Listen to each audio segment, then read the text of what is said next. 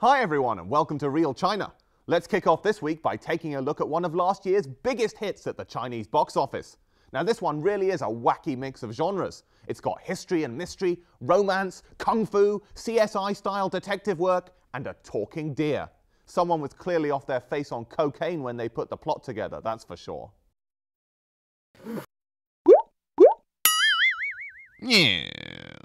Now the movie, directed by Hong Kong's very own Tsui Hark, is none other than Detective D and the Mystery of the Phantom Flame. Quite a mouthful. The detective himself is played by singer-actor Andy Lau, who stars alongside a whole host of Chinese A-listers. Now the story takes place in 690 AD, just before the inauguration of Wu Zetian, the only woman ever to sit on the imperial throne of China. In preparation for the big day, Wu has commissioned a massive statue of herself beside the imperial palace. It doesn't look like me. One day, an official, some health and safety type I imagine, turns up to inspect the building site. But when he steps into the sunshine through the eye socket of the Empress, he bursts into flames from the inside out. What a lovely day. Given that the official in question was a complete tool, the builders soon pick up their own tools once again and push ahead with work on the mega statue. That's the spirit, guys. If only my colleagues here were so industrious. But back to the movie, it isn't long before more officials start bursting into flames across the city.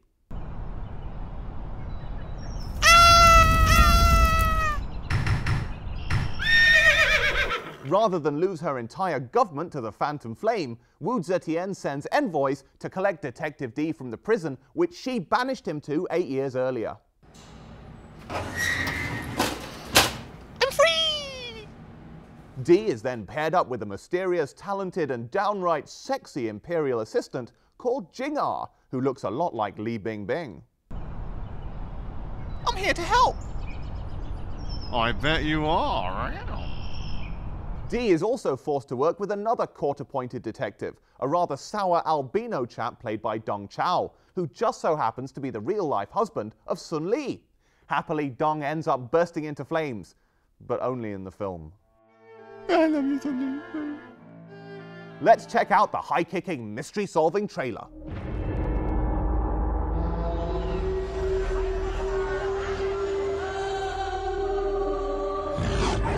女人做皇帝點算離經叛道？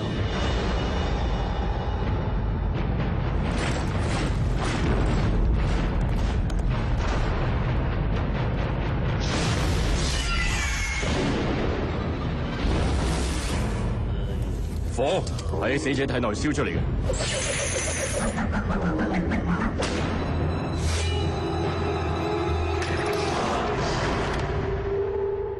殺人嘅方法好怪異，要水落石出，只有落地底鬼市清教高人。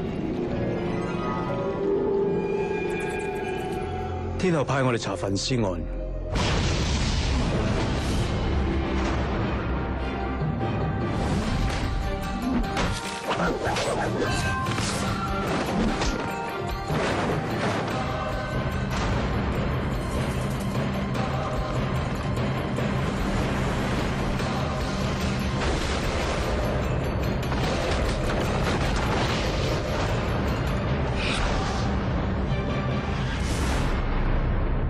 Isn't Detective D cool, eh? Like a cross between Sherlock Holmes, Dr. Dolittle, and Bruce Lee. You one ugly bitch. Now that's the kind of cop you want on your side.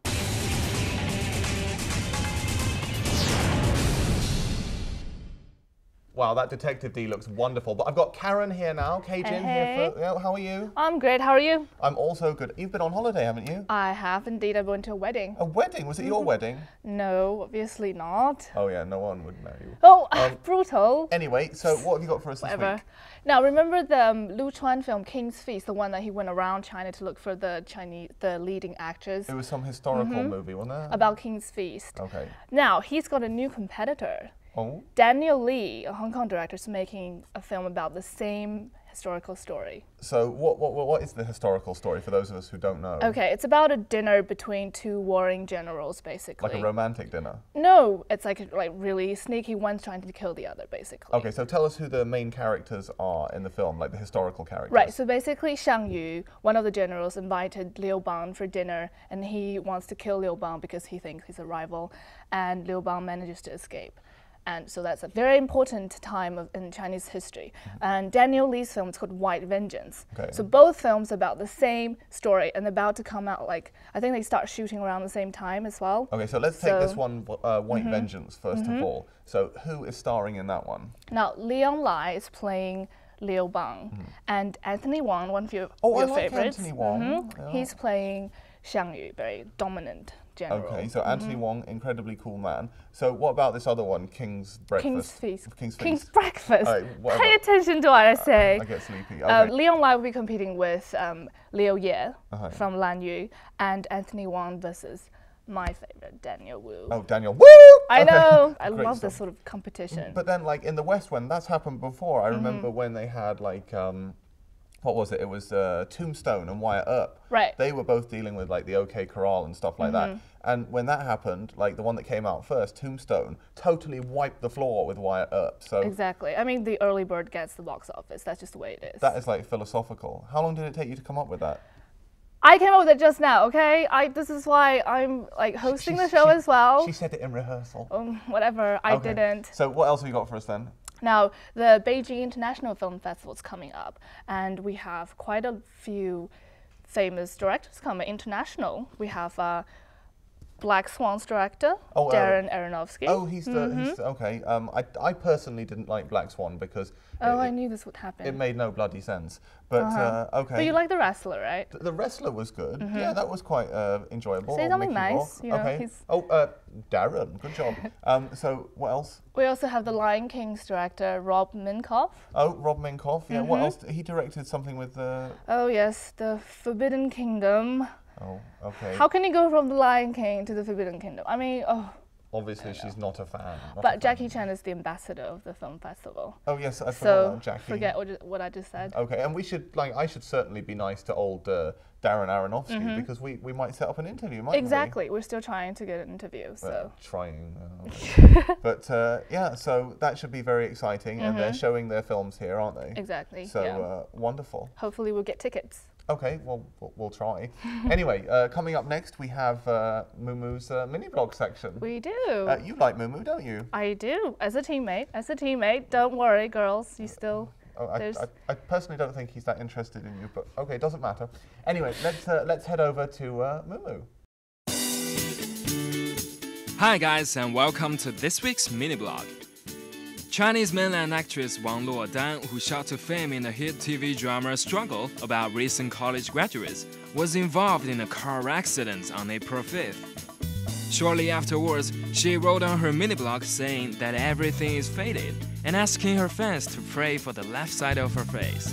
Grim words indeed. Netizens were soon speculating that Wang's whole face might have been disfigured, but Wang's agent quickly jumped in and clarified that the actress was perfectly fine, except for scratches on her forehead and left cheek. The injuries on the left side of her face did, however, require stitches. It could have been a lot worse, that's for sure. Rather than have a good rest and wait for her scars to heal, Wang put on a surgical mask and attended a promotional event, which was already penciled into her calendar. Now that's professionalism. If only the Real China team had such dedication. Let's hope Wang recovers soon and appears on our screens again. We support you. That's all from me this week. Back to you in the studio, Rob. Wow, isn't she super brave, eh? I know, right? Like, turning up to the press conference. Especially in this industry. I mean, I wouldn't know what to do. Beauty is everything. Well, exactly. If you had a car accident, would you turn up to the Real China press conference wearing a mask? I would, definitely. Yeah, well, you should wear a mask, even if you haven't had an So, accident. I knew that was coming. Anyway, let's just go to top 5, shall we? Okay, let's take a look. Rounding out the top 5 this week is Killers, the latest romantic comedy from Legally Blonde director Robert Luketic. Ashton Kutcher stars as a hired killer who leaves his life of crime behind to marry Grey's Anatomy hottie Katherine Heigl. But things start to go very wrong 3 years down the road when the couple find themselves targeted for termination. Let's just say that I work for the blah, blah, blah, and they gave me a license to blah. Your legs. Oh, no, you are not getting off that. Spread up!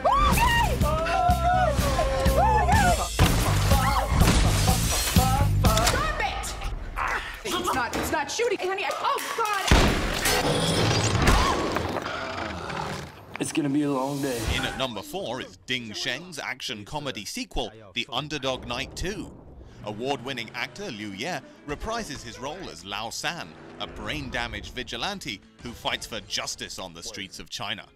This time around, he stars alongside Vincent Chow, Yu Sung-jun, and China's very first Miss World, the stunning Zhang Zilin.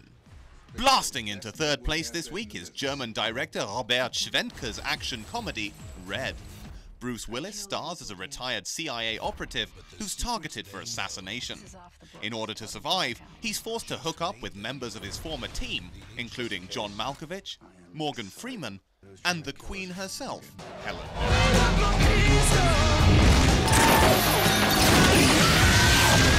That's right, old man. Old man? No respect.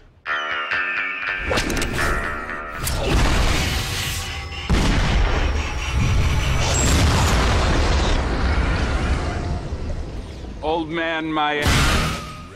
Just missing out on the top spot this week is Hong Kong director Johnny To's latest romantic comedy, Don't Go Breaking My Heart. The lovely Gao Yueyuan stars as an unhappy investment analyst who has to choose between two men. One is her playboy boss, played by Louis Koo, while the other is an alcoholic architect, played by Daniel Wu. Without doubt, a tough choice for any young lady.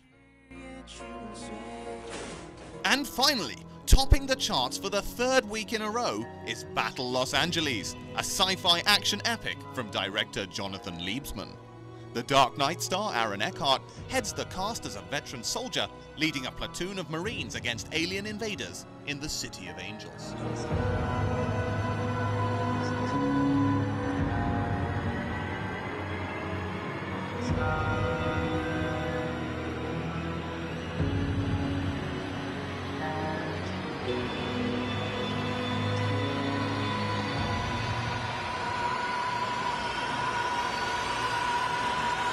Bloody hell, Cajun. I can't believe that Battle LA is still number I one know, for the right? third week. I haven't seen it, but I You don't... are the lucky one because it's absolute bollocks, I say, really. Should I not be bothered? You should not see it. It reminds me of some other rubbish I saw called Skyline the other day as well, all these alien invasion rubbish. Don't watch it. All right, well, let's not end too negatively. Okay, well, let's end by saying that we will do our very best to get tickets to this Beijing International Film will Festival. indeed. If I can get Rob Minkoff on here, you can watch the show because Karen, she'll be gone, and Minkoff will be here, Whatever. or Aronofsky, you know, my dear friend. So we might see you next week, unless we've got Aronofsky here. So you want to say Sure. goodbye, possibly forever? If you get to see him, and I'm setting it up, so see you next week. Okay, bye for now.